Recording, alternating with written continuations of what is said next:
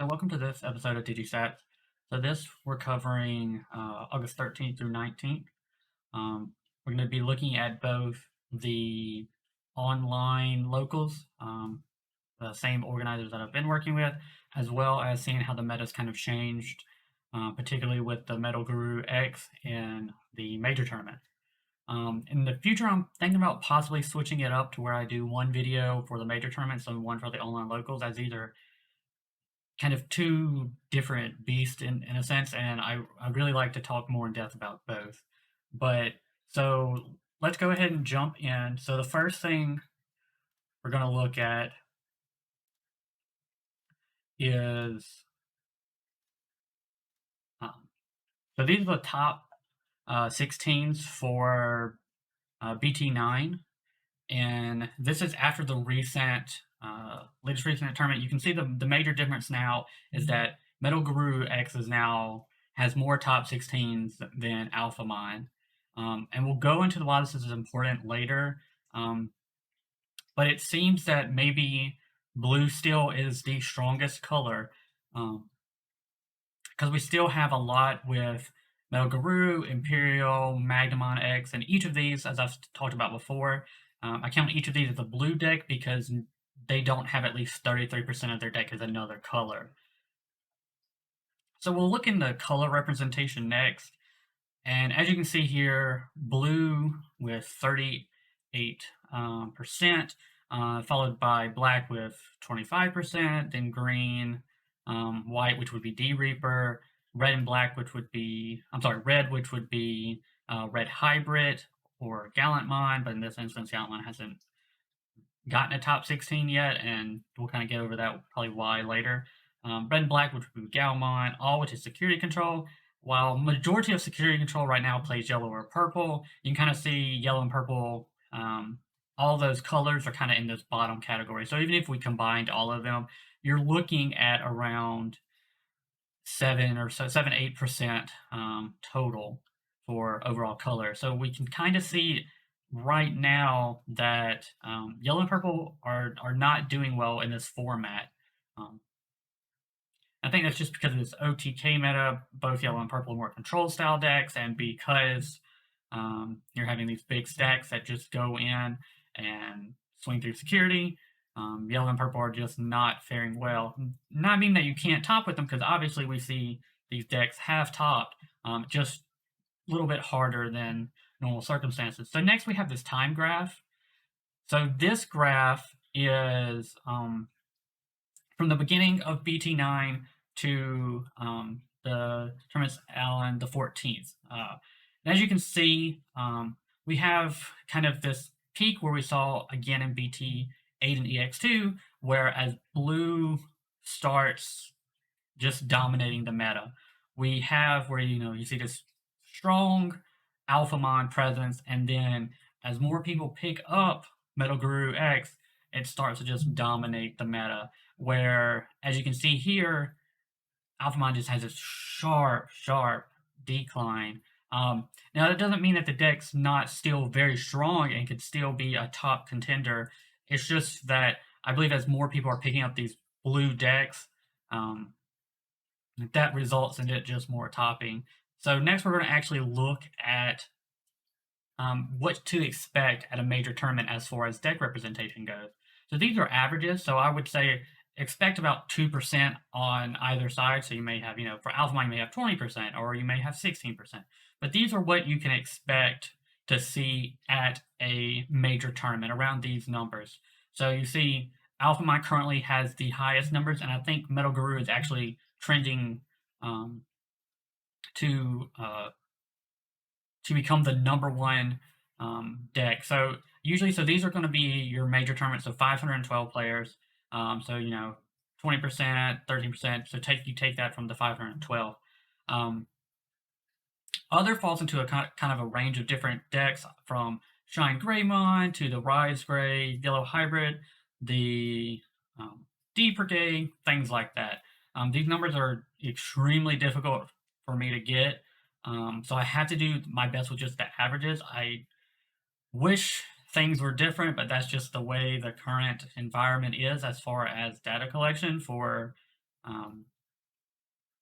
these major tournaments, and until I can work out some kind of deal with these major tournament organizers like Core or TAC or something like that, these equations are the best I can do. But I just wanted to show this number so y'all kind of get an idea of what you're likely to face. So if you're having trouble or you're deck building and you know I need to prepare for this matchup, you can see kind of the decks that you're more likely to go up against than others. So from here, I want to switch to locals. So these locals, we're only looking at top 8. Currently, the average for the number of entries in one of these tournaments is 26. So most of these tournaments have 26 players in them, and I only look at the top 8.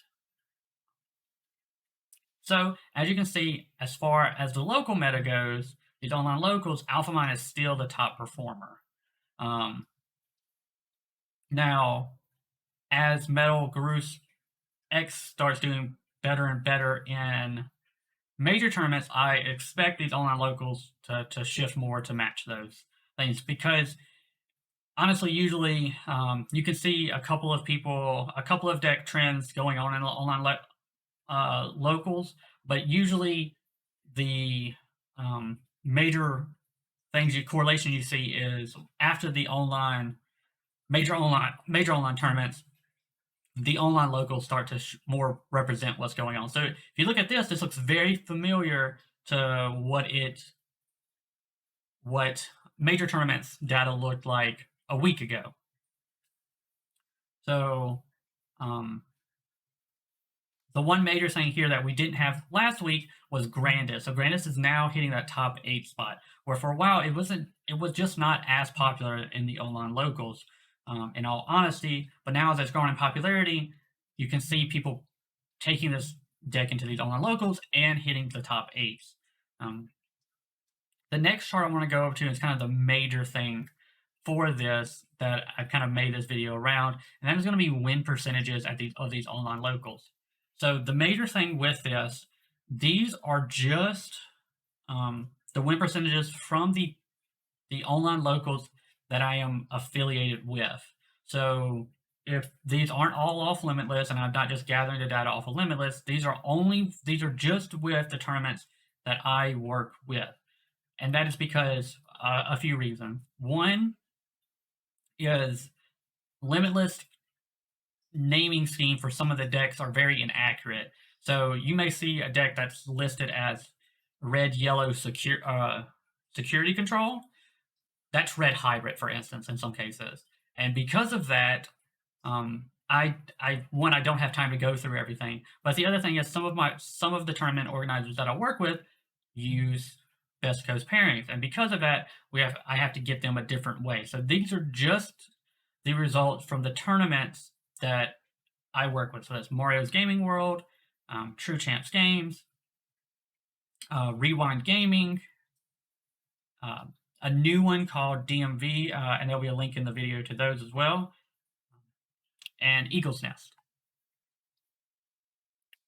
And so with these, we can look at kind of a thing I've been talking about.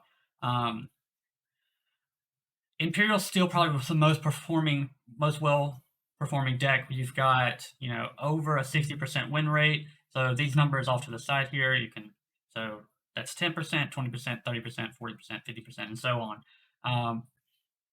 So this is kind of the bar here that you want to be performing over. So we can see here that Imperial has the highest win percentage. And with that, it's a few important things to note.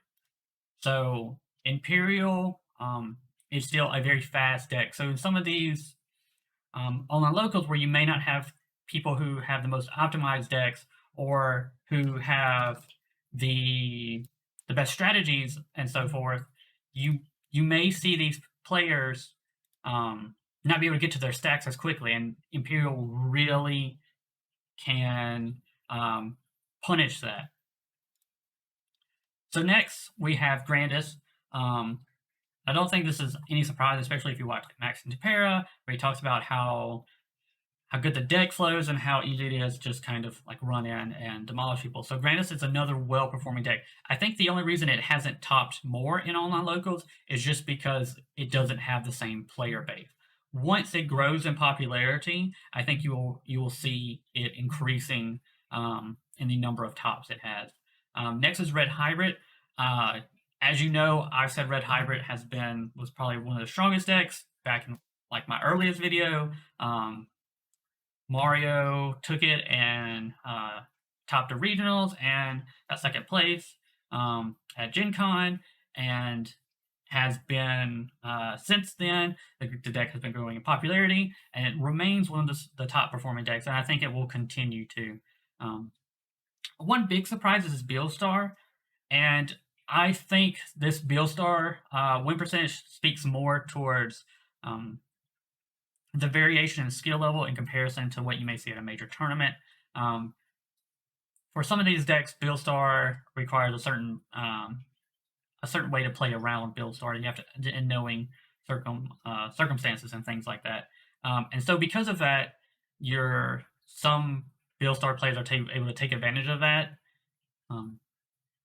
So they may win a lot of their matchups, but they may not top because, when I run into a War Greymon X, for instance, or Red Hybrid, that's a losing matchup, and so they may not be winning a lot of these tournaments, but they may have a high win percentage because they're kind of knocking out people there. Magnemon X, I think this is actually a really good deck and just a solid performer. I just think it's one of those kind of same thing with Armor Rush that I said. I think it's just not as popular, so not many people are playing it, but it's a really good deck.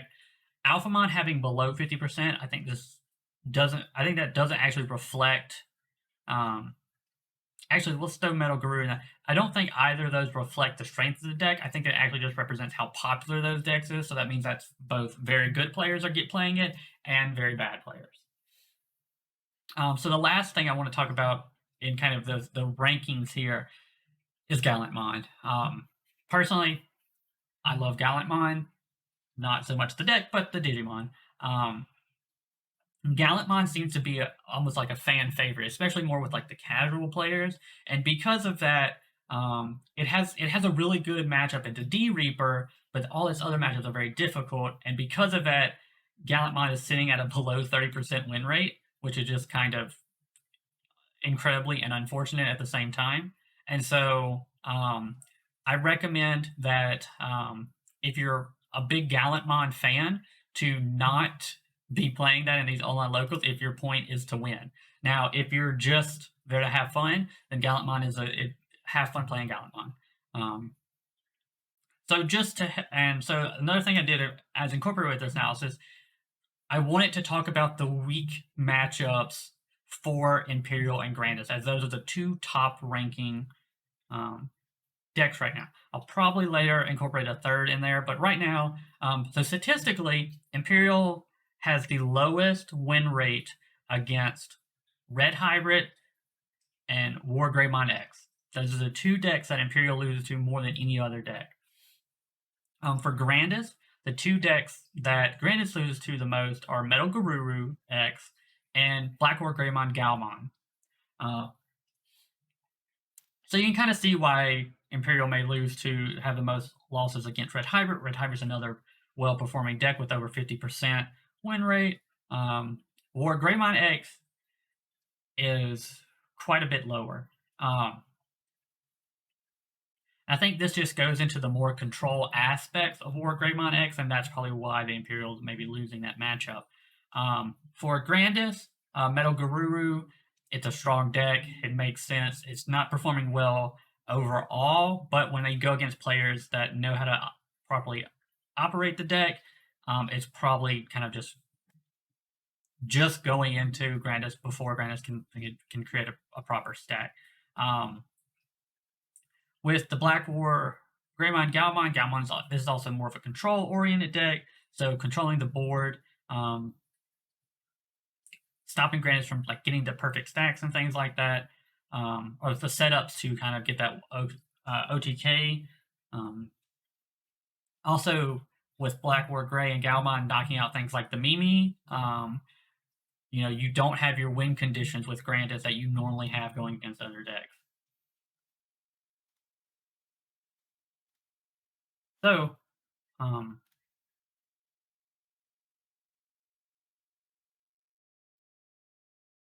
that's it for this video. I'm trying to keep these videos shorter, around 15 to 20 minutes, but maybe breaking them up to do two 10-minute videos in the future where I've got, 10 minutes dedicated, around 10 minutes dedicated to the online meta and 10 minutes dedicated to the major tournaments meta. Um, So if you'd rather see those, just let me know. As always, I appreciate any feedback. I'm still new to this and kind of been trending upward as far as popularity goes, and that's super exciting to me and kind of keeps me motivated to keep making these videos for y'all. Um, if you're a tournament organizer, online locals, or anything like that, please feel free to reach out to me so I can incorporate more online tournaments into this data to give a better representation of what people are going to see and what they're probably going to be facing in their locals. Once again, thank y'all. Thank y'all for watching. Leave any feedback in the comments. And until next time, thank you.